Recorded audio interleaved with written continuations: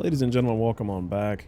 First thing I just want to say, starting right off, is, we're doing these tests because, one, we want the game to run as advertised, and two, we want to hold companies accountable. The reason I'm starting with this is I've had a lot of comments in my recent videos from some people saying basically, why are you crying about it? Give them time, they'll fix it. Oh, anybody does is complain nowadays. Just sit back and relax and play the game. Just enjoy the game. Why do you got to complain? Just enjoy the game. So, the problem with that, I'm going to break it down really quick.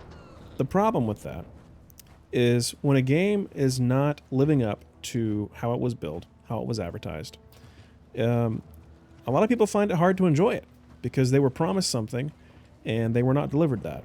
And when you pay for something, you expect goods and services to be up to a certain standard. And with this game, they advertised a 60 FPS performance mode. They advertised 4K. And as we know, with the numerous analysis videos, including Digital Foundry, we're not even hitting close to 4K, even in quality mode. And performance mode, we're sub 1080p, in some cases sub 720p. So to those people who are saying, just give them time, it's okay, you are legitimizing this practice of selling a product that is unfinished and unready to be distributed to the public. And so, hey, if you want to go around and do that and you want to play games like this in this state and you want to support companies that do this, then you're going to keep getting mediocre products. Now, don't misinterpret that. I'm not saying this game is mediocre. I think it's an outstanding game. Unfortunately, the current state that it's in terms of its performance and graphical issues, I would say is quite mediocre.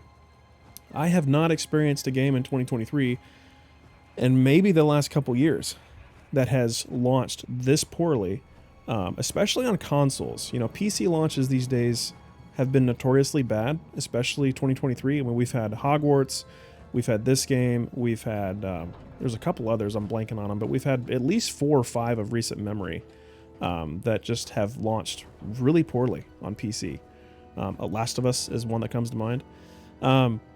And so the only way any of this stuff changes is if we hold companies accountable, whether it be publishers, developers, whoever it is that's behind these decisions. Usually, it's the publisher.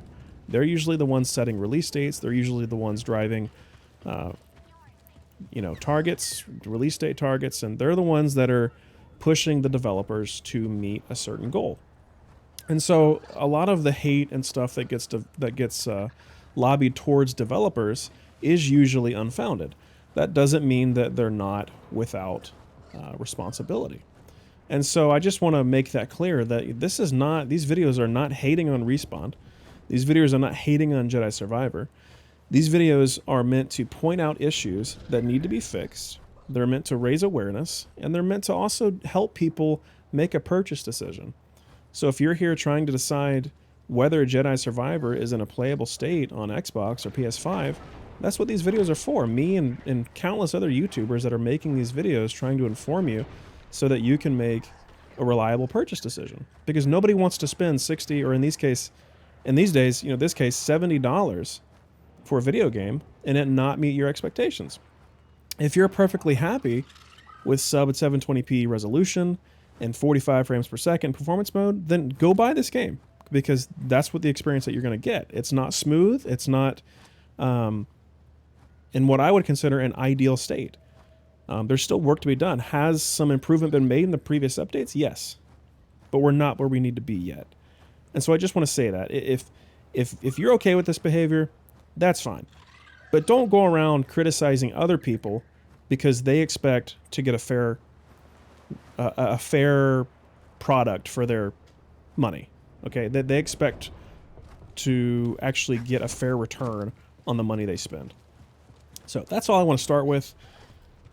Moving on, the other point of this video is I want to address a couple things since the last video. Namely, while I did mention patch 5 was an improvement, it has been sporadic and it kind of has been hit or miss in certain areas. I do think on the whole Koboh runs better. However, there are still numerous pop-in and texture issues, as you're seeing right here as I demonstrate. I'm still getting tons of frame drops. In fact, I think I'm getting more stutters than before. I mentioned that in the previous video. The more that I've played, the more that has continued. It's been pretty consistent. I am going to be going to some different locations since I have not done that in previous videos. I've mainly tested on Koboh. This video, I want to go check out Jetta. I want to go check out a couple other locations. So if you have not played the game, minor spoilers, we are going to be touring some different areas. But I want to show you guys how it's running overall and not just one specific location. So, interesting. I've never seen one of those guys down there. Anyway, like I said, Koboh, still lots of performance issues, not perfect, a little bit better, but way far off from what I would consider ideal, especially in terms of resolution. I mean, frankly, this is, I think it's unacceptable on a PS5 and an Xbox Series X to be running at sub 720p in performance mode. Now, if you told me we're running at 720p to maintain 60 FPS, I would be like, damn, that's a really demanding game. In fact, I don't know any other game that runs on those consoles at 720p to maintain 60 FPS. But if you told me we're running at less than 720p and we're not even hitting 60 FPS, I would think, okay, there's issues there. There's really poor optimization there. And unfortunately, that's what we have today. So in Koboh, like I said, really bad pop-in. It's still there. It's still evident. And the stutters are worse. So with that being said, we're going to move on and try some different locations. And I want to show you guys if anything has improved on the other worlds. All right, so not technically a world, not technically a planet. We're inside the Mantis. You would think in an indoors location, we're not rendering a ton of foliage. We're not rendering, ray traced reflections on the water. You would think things would run a lot smoother indoors, right? Unfortunately, the Mantis is one of the worst running areas in the game. It's not much, if any, better than Koboh. And we are on performance mode right now, and we're hovering around the 40s. The reason I know that is I have a feature on my TV that monitors the frame rate. You can't see that on your end. Unfortunately, there's no way for me to show that, but I can see it on my screen, and we're running in the 40s to low 50s. It's very choppy. It's not a smooth 60, and the frame rate, the resolution is fairly low. And that's indoor. That's on the Mantis. So let's move on to another location and see how we're looking there. But yeah, on the Mantis, not good. It's way worse than it ran on Fallen Order. And unfortunately, after patch 5, still not great. As we are on our way to our next location, I just want to point out again, we see the shadows popping in and out on Cal's face here, right where his hair outlines are. You see the shadow beneath his hair. It's just bad. It's ugly. It's poor textures and poor resolution. We see fuzziness around his eyes, his eyebrows, his beard.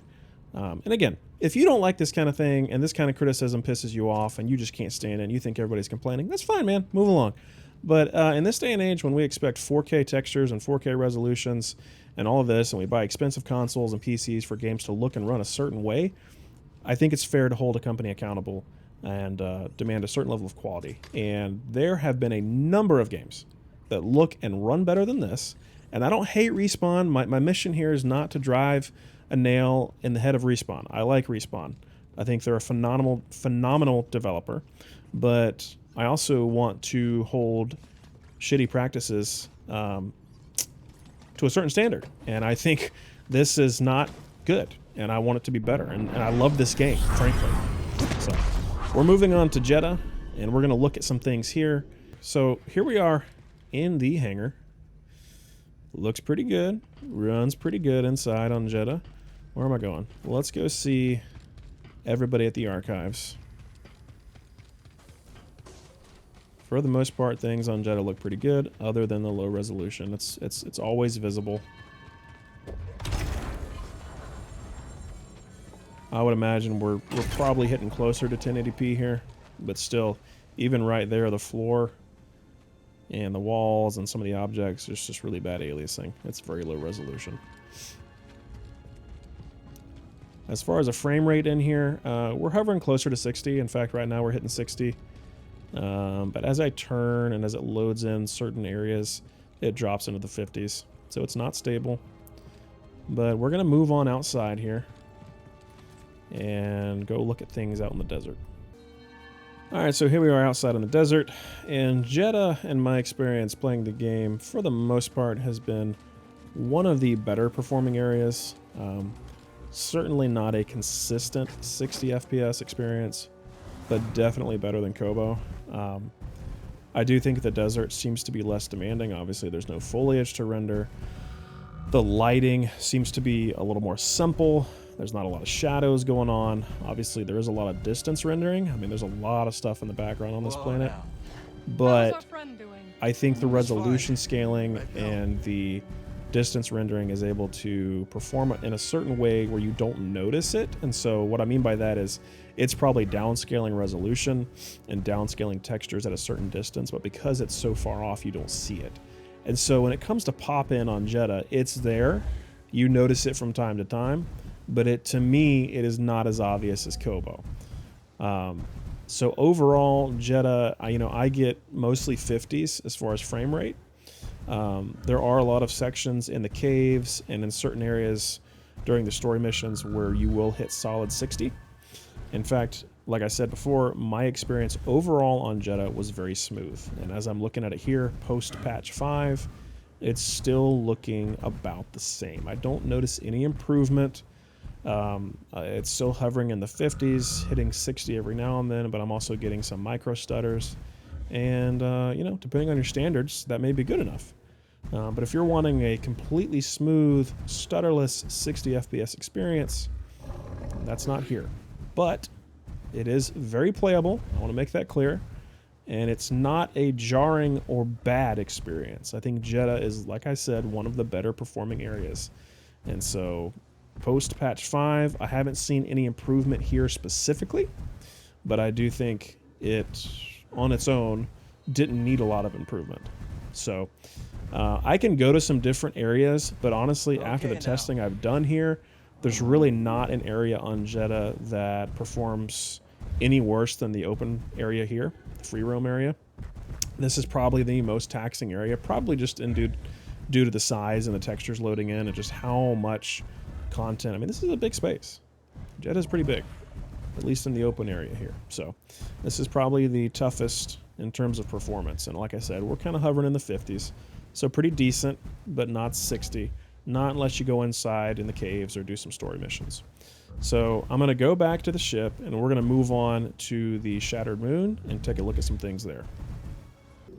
Alright, so here we are on the Shattered Moon. And for the most part, we're not going to be going to too many places here because I do want to avoid as many spoilers as I can. However, we do notice not much of an improvement, to be honest. There's really not much of a performance improvement here. In fact, I would say in some cases it's slightly worse. I do not understand that. I don't understand why. I'm not a developer. I just analyze these things. But there are certain areas here where the aliasing has gotten really bad. And what I mean by aliasing is the jagged edges, basically low resolution edges. And the performance has not improved.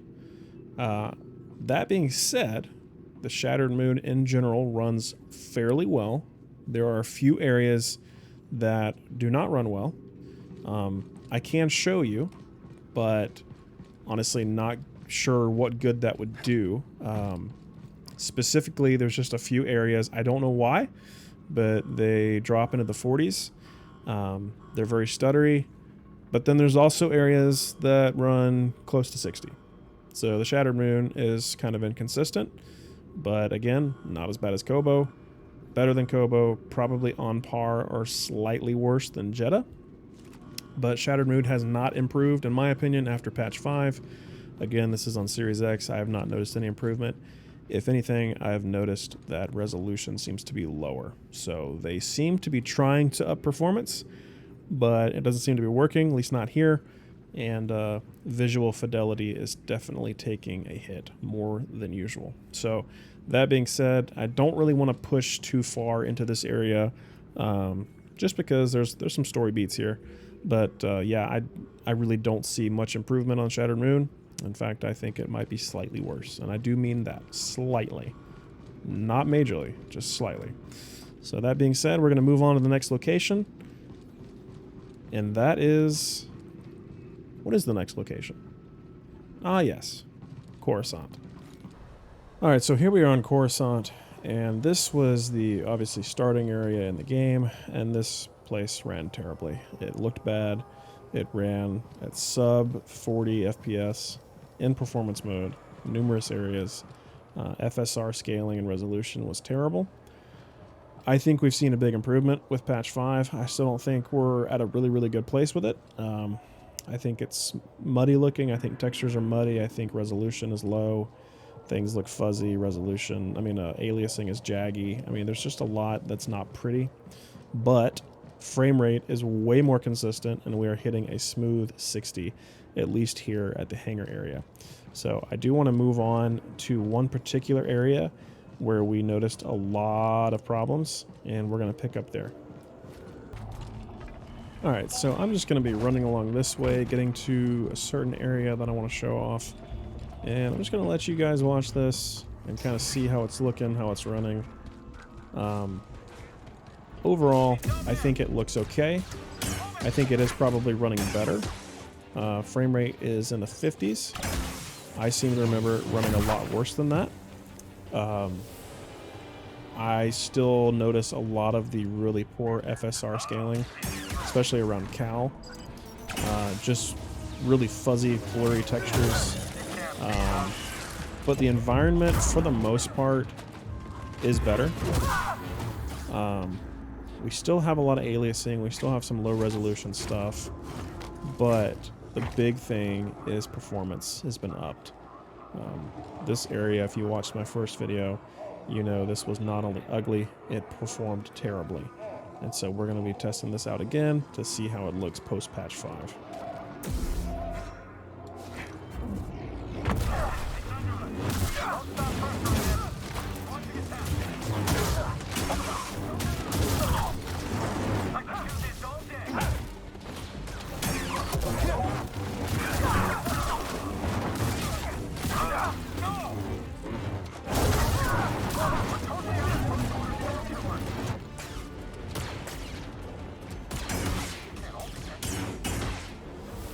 Alright, not only is frame rate far better, I'm in bad shape, buddy.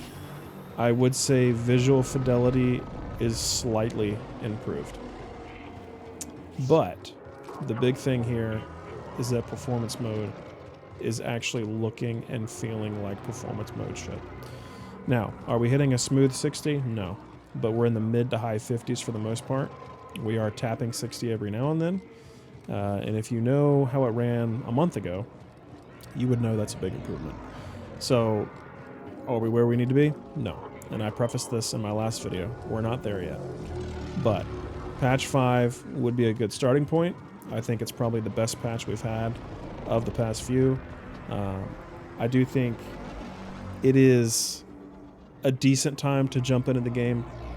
I don't think it's the ideal time to jump into the game. If you're a Star Wars fan like myself, you're going to play it regardless. That doesn't mean that you're not going to notice issues. If you can stomach those issues, play the game. I fully recommend the game. I think it's a fantastic, outstanding experience. It's a fun time. Gameplay, combat, everything has just been amazing. But we're not there yet in terms of a smooth experience. And so I just want to preface that. I want to make sure you're aware that this is how it runs on Series X. From what I understand, from what others have said, and from what I've researched, it doesn't run any different on PS5. In fact, some cases it runs worse. I take no joy in that. I own both consoles, but I chose to buy it on Series X because I thought it might run slightly better. Turns out they both run about the same. Certain things do better on one console versus the other. PS5 has had HDR issues and glitches. I still don't think all of that's been cleaned up. Obviously, we still know about lots of bugs in the game, clipping issues, environment pop-in, texture pop-in, but patch 5 was the best patch. We do see a far more playable frame rate and gameplay experience in most areas, but we're not perfect yet. We're not ideal, and I would not say this is in a state that it should have been at launch. We're not there yet. I think it could be another month or two, maybe longer. And it's unfortunate because Respawn should have never launched the game in this state. EA should have never launched the game in this state. You know, that's where we are nowadays in 2023. We've had Cyberpunk, we've had Last of Us, we've had all these games that just seem to not care what state they're in when they launch, and ultimately they're paid back their dues. They get terrible backlash, they get terrible media reception, and they pay the price in the end. It's not ideal, nobody wishes for that, but at some point something's got to give. And I'm hoping that if we as the consumer speak up and speak out and make our concerns known, then things will change. So that's my position on it. My whole point with these videos is clarity and bringing content to you guys that you can easily digest and understand. You might wish that I didn't talk over these videos, and if you do, that's fine, but you can go find videos that have no commentary.